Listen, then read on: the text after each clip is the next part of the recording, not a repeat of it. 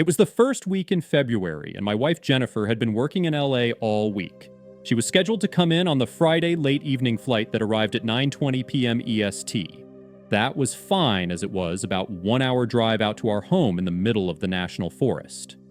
As usual, I was watching her flight and saw that it had been delayed for 1.5 hours, meaning that she wouldn't get home until about midnight, or shortly thereafter. I decided to take a shower, pick up my Adult Friend Finder email, and see if there was anything interesting to see on Friday night Adult Friend Finder.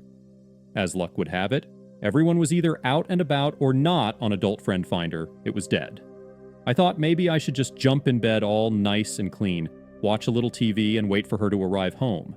We have a really nice big bedroom with a king bed, a sitting area, including a big screen TV and a super attached bath.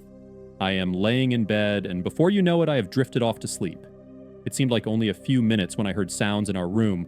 I tried to look around, but it was dark and I had taken out my contacts and I was completely blind. I can see the special clock she purchased for me a few years ago. It looks like it says 6 a.m. I have my big puffy covers on me that include a fabulous comforter.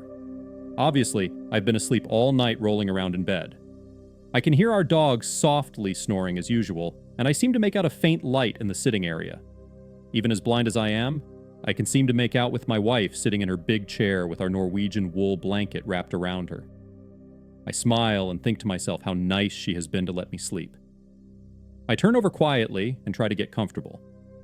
I can feel myself drifting back to sleep, but in the back of my mind, I can hear my wife quietly chuckling. I assume that it is something she is reading. She reads 4 to 5 books per week, and they are one of two things. Number one is business books. Boring. I get no benefits for these books. The other is trashy novels. These are the bomb. I love it when she gets up, reads for a half hour about some guys and girls making out, then having wild sex for hours. If I can manage to wake up at the right time, I will almost always get lucky.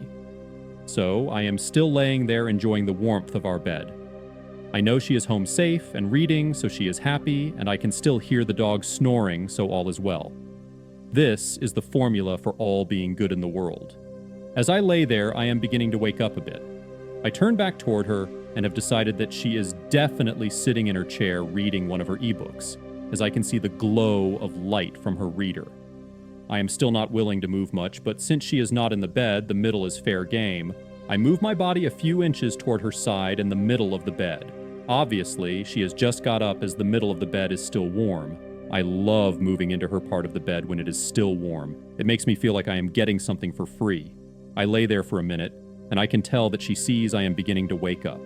I move a little closer to the middle of the bed to claim part of her territory when I am shocked by what seems to be warm skin. I quickly look in the direction of her place in the bed and see nothing but puffy covers as normal. But now, I am confused. How could she be in her chair and in her bed? I reach out again, and it is someone, warm and asleep in my bed. I am really confused. I went to bed alone in my house in the middle of the forest. I am waking up with my wife in view and seemingly someone in my bed. My wife clearly knows what is going on, but I don't want her to get the best of me, so I pretend that I don't see her in her chair or reading her book. I just slide a little closer to the person in the bed beside me. The skin is young and smooth like butter. I can almost hear the breathing, but not really. I am now touching enough of the person next to me to know that she is female, as the curves and shape feels perfect. So now my mind is racing, trying to build a scenario that makes sense. I have a woman in my bed that I don't know, my dog is asleep, and my wife is totally amused by the entire situation. I want to acknowledge my wife and go, "What in the hell is going on?" But this may not be the best for me in the end. So I think Jennifer knows I can't see her from across the room. Why not take advantage of the situation, get a little closer to the unknown woman in my bed? I slide a little closer and start to follow the curves of her ass with my hand. Oh, and it feels really great, and she still hasn't started waking up yet. I let my hand trace up her side and begin to touch her breast. They are nice, firm, and warm. She seems so comfortable in my bed, I don't know what I should do next, so I slide up to her body and begin to spoon her from top to bottom. I put my nose in her hair, hoping to get a clue who is in my bed. Her hair is long and silky, very straight. She is obviously fit and trim with all of the curves in the right places. Finally, she begins to move like she is coming out of a very deep sleep. I can feel her turning toward me, pushing against my body. Her deep, slow breaths have become more normal breaths. She turns completely on her back, pushing against me. Her right hand and arm flops across my body. I still don't know who is in my bed.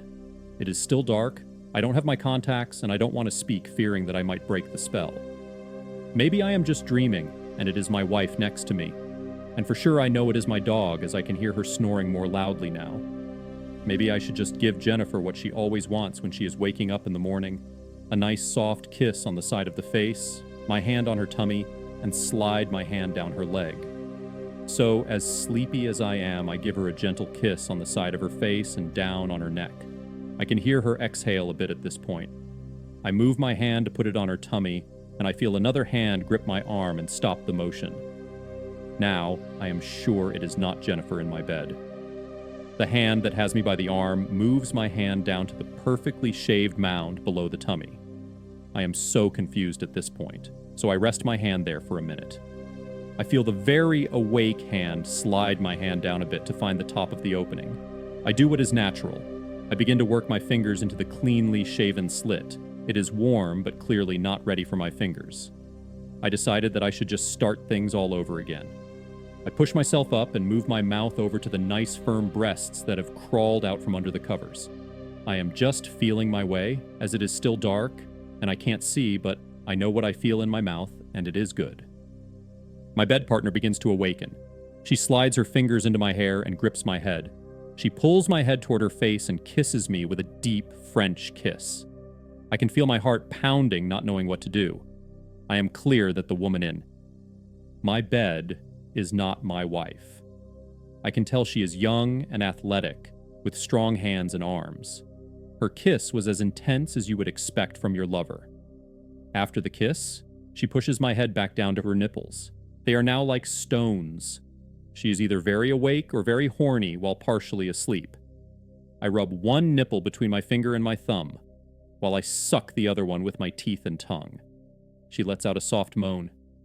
I am not sure what I should do next, so I begin to move my hand back down to the shaven mound of pleasure. As my hand gets there, I feel hair that was not there earlier. I am very confused. Am I dreaming? I go back for a second reach this time, planning to touch the more sensitive area that will fully wake her for sure. My hand finds the top of someone's head. I jerk and try to see what is going on, but it is so dark. I reach back down there again and realize that it is a person's head. I look in my wife's chair and it is empty. I am awake. My wife has beat me to the good stuff. I can hear her sucking and licking the clit and slit as our friend moans. So now I must rethink my world quickly. My wife brought home a female friend. They obviously know each other. I am not sure what my role will be, but I think I should just follow along and see where this goes. Once Jennifer knows that I am fully awake, she no longer tries to hide what is going on. I can hear her sucking this young woman's clit, and at least 2 of her fingers going in and out of her tight little hole. This young lady has awakened to sex with 2 people that obviously want to make her feel great. My mouth is still on her left nipple, and I am giving the right one a little pinch when I feel her entire body beginning to rise up, pushing her clit into my wife's face. She finishes her first orgasm, followed almost immediately by a second, more intense climax. She twists and turns and begins to make audible moans as her body continues to spasm. Jennifer plunges 3 fingers into her tight, wet, hot hole, giving her that little extra she needs for the big orgasm that she was surely looking for. I can feel her hand aggressively dig into my back as Jennifer sucks her clit, trying to send her over again. I can feel the fingernails dragging across my back, and I know there will be damage. Jennifer slides up beside me and takes the other nipple. We both suck the nipples until they are on fire. I decide that it is time to move myself to see what this goddess tastes like. I press her legs apart, put my head in, and thrust my tongue in her hole. She grunts with pleasure and pushes her hips upwards. I can see the silhouette of Jennifer's head now clearly kissing her in the mouth. The kisses are sloppy and strong with tongues tangling. I feel Jennifer's hand come back down to the mound of pleasure, sliding one finger in the slit above my tongue and mouth. I push my tongue deep inside her while Jennifer rubs circles around her clit, setting it on fire. She begins to grunt and make very carnal sounds as she comes again, bucking like a woman possessed.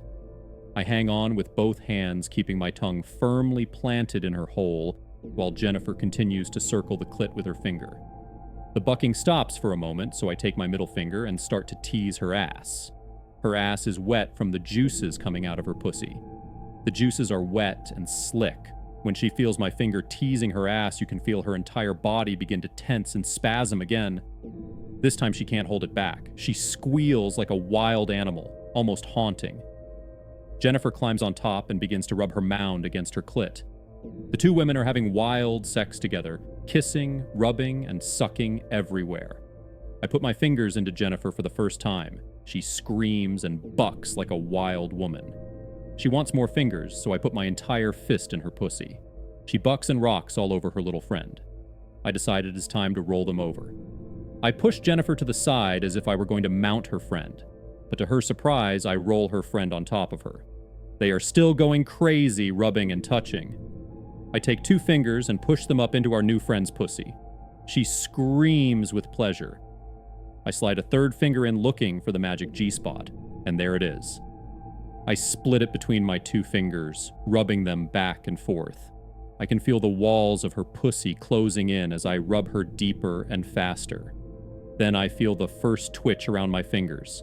I know that this is the signal that her entire pussy is going to squeeze my hand. Her pussy starts squeezing down and she starts screaming. It is a tiny space with a very big hand inside. She bucks and twists, then begins to release the pressure. She just had an amazing internal orgasm. Jennifer knows what has happened and wants to get her fun in too. She moves her friend to the 6'9" position. I kiss her friend that I have not yet met and push her hair out of the way. She raises her hips up over Jennifer's face and digs into the soaking, wet pussy in front of her. She is obviously getting tired, so I reach in below her mouth and fill Jennifer's hole with big, strong fingers. Once all 4 fingers are in, she can feel my knuckles moving in and out of her like a huge cock pounding her hard and deep. Her friend sucks her clit and moans as Jennifer's tongue goes in and out of her pussy up in the air. As I watch what is going on, I decide to make this all very interesting. I push my fingers inside Jennifer until I find the G-spot. I rub the G-spot until I can feel the pressure building around my hand. Just as Jennifer begins to climax, I splay all of my fingers open, stretching the inside of her pussy in every direction. Jennifer screams like a caught animal. She bucks up and down, trying to get that big thing out of her pussy. Finally, the orgasm begins to subside, and I let my hand move out of her pussy. It is now beginning to get light outside. I can see the outline of Jennifer and a very beautiful young woman in my bed. I still have no contacts, so everything is a bit fuzzy. Jennifer looks at her friend and asks if she has had enough. Her friend says yes for the moment. They roll together and start kissing and making sweet love. Jennifer looks over to me and asks if I can get the tea water going and make some breakfast, as they had a very late night last night. I promised a full breakfast in 30 minutes. Jennifer said, "That sounds great. Let me introduce you to Jill. I think you will be seeing a lot of her going forward." In June of 1998, I received a call that would change my life. It was my dad, and his words were both congratulatory and shocking. "Congrats on completing your 3rd year of university," he said. "We won't be paying for a 4th." I was stunned. Up until that moment, I had been incredibly fortunate. My parents had paid for 3 years of college, allowing me to graduate debt-free. The thought that they wouldn't cover my final year had never crossed my mind. I was blindsided and utterly unprepared for this turn of events. I did a quick assessment of my situation. I was short on credits, nowhere near qualifying for financial aid, and my grades were barely passing, so scholarships were out of the question. My part-time job as a server provided some income, but it was nowhere near enough to cover rent and tuition. Panic set in, but necessity, as they say, is the mother of invention. In desperation, I reached out to a buddy of mine, and together we hatched a plan that was as risky as it was potentially lucrative. We decided to invest about $200 into growing weed. We were novices, but we were determined. We bought a book on hydroponic cultivation, and my friend even flew to Amsterdam to get high-quality seeds. I invested in a 10-plant hydroponic setup, which quickly expanded to 30 plants. The big question was where to grow it. We settled on a crawl space under our house. It was perfect, plenty of ventilation and hidden from prying eyes. We worked tirelessly, transforming that cramped, dirty space into a clandestine garden of green. After about a month, our efforts began to pay off. We were netting just over 15 Ks, and in 5 months, our income soared to over 25K per month. I paid my tuition in cash every quarter and dropped off envelopes of cash for rent. The money piled up so quickly that I had to rent a safety deposit box to store it all. Graduating was a surreal experience. I walked across the stage with a diploma in hand, but my mind was already on my next move. I knew that continuing to grow weed was not a sustainable long-term plan. I needed to find a way to legitimize my earnings. After much deliberation, I decided to create a tech consulting firm. It was the perfect cover. I could launder most of the money through the business, making it appear as though my sudden wealth was the result of my hard work and entrepreneurial spirit. It was a risky venture, but it was the only way to ensure my future was secure. Years later, as I look back on that tumultuous time, I am filled with a mix of pride and disbelief. I had navigated a minefield of risks and emerged relatively unscathed. My tech consulting firm became successful in its own right, and the money I had once earned through illegal means became a distant memory, overshadowed by my legitimate successes. Life is full of unexpected turns, and sometimes the path to success is anything but straight. But if there's one thing I've learned, it's that where there's a will, there's a way. And sometimes that way involves a bit of creativity, a lot of hard work, and a willingness to take risks.